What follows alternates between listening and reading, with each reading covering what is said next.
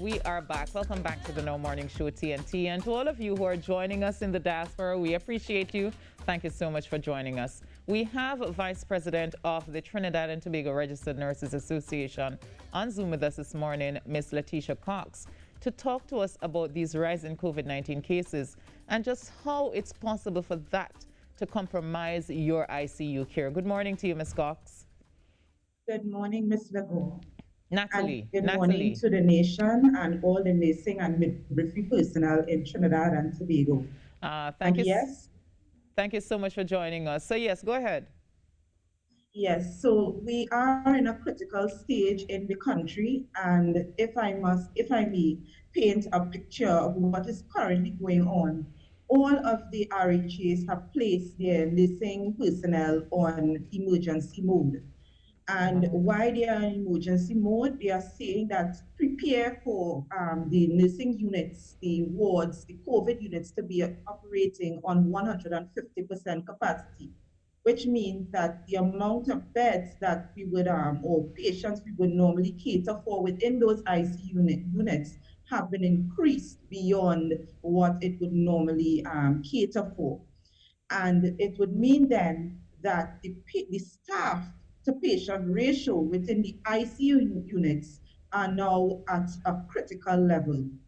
Now, the intensive care unit or the intensive care unit nurses are critical care nurses. And these are nurses that deal with patients who need 100% care.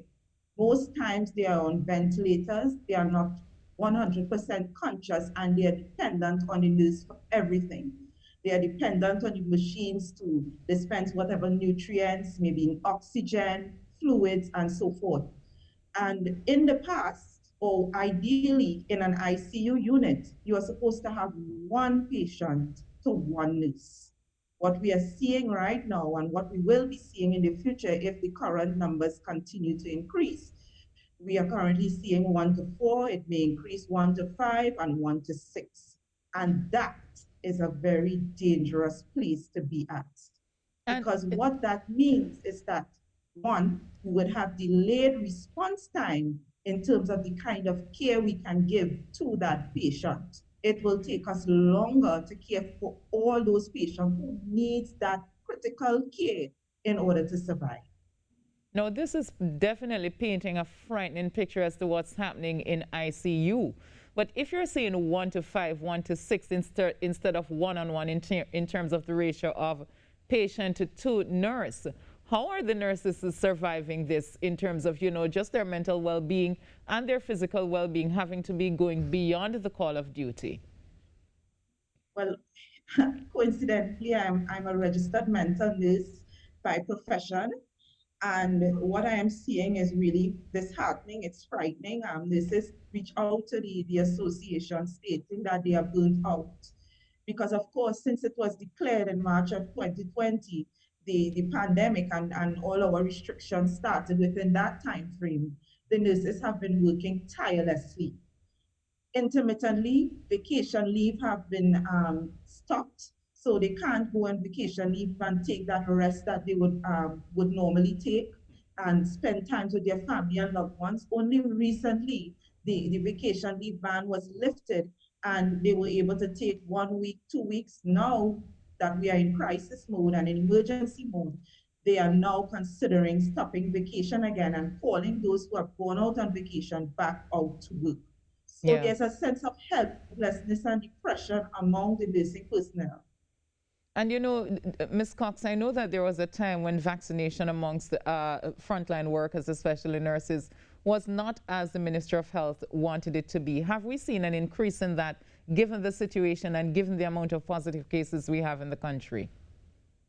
Yes, we have seen an increase in the nursing personnel, nursing and midwifery and healthcare workers getting vaccinated. It's not where it should be in terms of the percentage, but we have increased, right? And we as a responsible association have been encouraging our nursing and midwifery personnel to be vaccinated. And also, we also have to take into consideration that all the other protocols must remain in order to prevent. So not only vaccination is important, but also the mask wearing, proper hygiene practices, all the protective personal wear equipment protocols must be maintained in order to prevent cross-infection.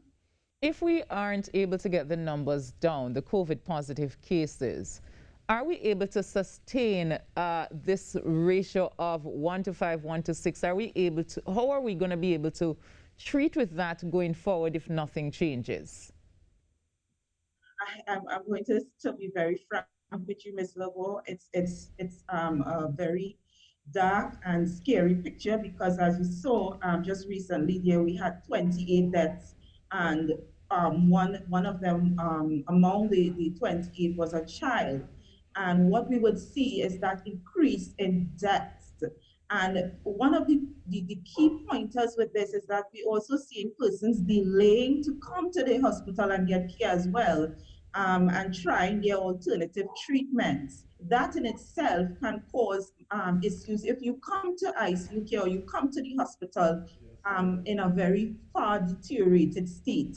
Yes? So we're seeing a very dark picture in terms of if the numbers continue to rise, the hospitals, the administrator, the Ministry of Health will have to start to look at even more things to mitigate the situation. It would mean that we may have to rely on certain fail safes that may not be exactly ideal, bringing in persons who are not as qualified to care for those persons. But it means then that you're not getting the kind of care that you are supposed to get in certain situations. But we believe, the whole adage, prevention is better than cure. Yeah. Are we Instead of reaching there, yes. are we at Mhm. that point as yet where we have to be triaging patients? We are not at that point. And if you are trying to say in terms of prioritizing and Okay. stating, choose this one as opposed to that one, really and truly, right now it's the availability of beds, availability of ventilators. That is what dictates us right now within the ICU settings. So as the bed is available, as the ventilator is available, we place that person there. And as you come in, you get that care once we have those equipment to deal with. As if a patient comes in, as the kind of quality care that we can give to them, we will give to them to the best of our ability. We do our best.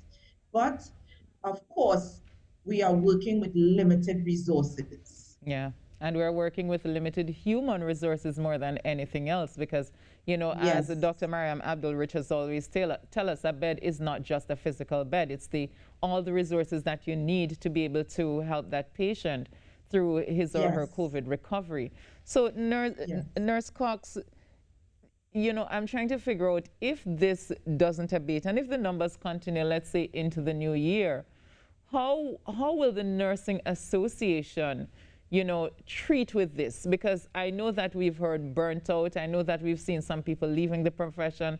I know that, as you said, the vaccination isn't where it is supposed to do. How will you deal with this as an association going forward? Well, we are hoping to collaborate with the RHAs. We are hoping to collaborate with the Ministry of Health. We have in the past assisted as a responsible association with the mass vaccination drives. We had volunteers who worked in the mass vaccination site assisting with mass vaccinations. So we are willing to continue in that effort. We have also been encouraging our members through our various social media sites to be vaccinated. And we have also taken up that responsibility. We are looking to partner with an RHA that would soon be coming out in promoting not only to the nursing and healthcare workers, but also to the public in terms of personal responsibility. And we want to encourage, and I want to reiterate, we want to have it hand in hand with the vaccination program, that people take their personal responsibility. What we are seeing are persons, the Christmas season is upon us, it's coming, and we have the bars open now, persons socializing again. Be responsible. If you are ill, if you are experiencing flu-like symptoms, if you have fever, do not go out and socialize. Stay home. Yes? Yeah. Wear your mask, practice proper hygiene practices. When you have persons coming to your home, put in protocols that will protect your family and even the visitor. So these are things we need to do in order to prevent us from getting to that point where the system is totally overwhelmed and we have a proliferation of deaths. I know you indicated that you believe we might have more deaths in the future, but do you believe there's a direct correlation now between, the ratio of patient to nurses? Do you think that is contributing to the death toll that we're seeing now? I would say it may have a contribution. I don't have the scientific and the statistics to state that, but honestly, if you have one patient, one nurse to about 6 patients, and it's a critical care unit, as I said before, there's a delayed response time because remember the kind of care that patient requires it's not lessened in any way. You have to give the same amount of care to that patient if there's some emergency and that patient needs to be resuscitated or suctioned, or if there's some incidents where the equipment breaks down and you have to do manual suctioning, and if some other patient goes into emergency mode as well, and you just have that one nurse to care for those 2 patients, she has to do it one at a time. So that means that the patient who she's attending to now and that patient who's waiting for her is at a disadvantage. So of course it will contribute. Well, I am so sorry to hear that. I really hope that we can get a hold on these numbers. Your final words before we wrap this interview, Nurse Cox? I want to reiterate personal responsibility to the nation of Trinidad and Tobago. We are all in this together. The healthcare workers are working like soldiers in healthcare. We are soldiers in healthcare. We are committed and we are here to save lives. That is our vocation, that is our calling. But we need your help by not only being vaccinated, because of course we need to do all that we can to save our lives for survival, but also take that personal responsibility.